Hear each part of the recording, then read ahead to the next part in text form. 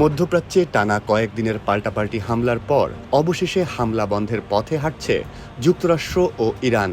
দুই দেশ সাময়িকভাবে সব ধরনের সামরিক হামলা বন্ধ রাখতে এবং হরমুজ প্রণালী নিয়ে চলমান বিরোধ নিষ্পত্তিতে আরও আলোচনায় বসতে সম্মত হয়েছে বলে জানিয়েছেন মার্কিন এক জ্যেষ্ঠ কর্মকর্তা।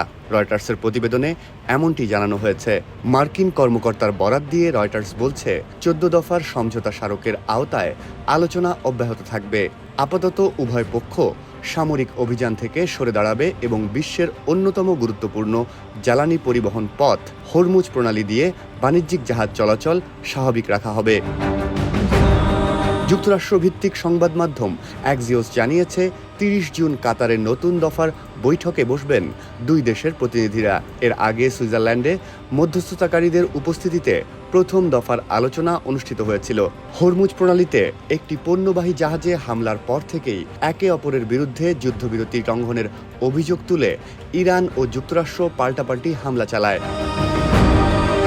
ইরান, কুয়েত ও বাহরাইনে মার্কিন সামরিক ঘাঁটিতে ক্ষেপণাস্ত্র ও ড্রোন হামলার দাবি করে। অন্যদিকে যুক্তরাষ্ট্র জানায়, তারা ইরানের ক্ষেপণাস্ত্র, ড্রোন ঘাঁটি ও উপকূলীয় সামরিক স্থাপনায় হামলা চালিয়েছে।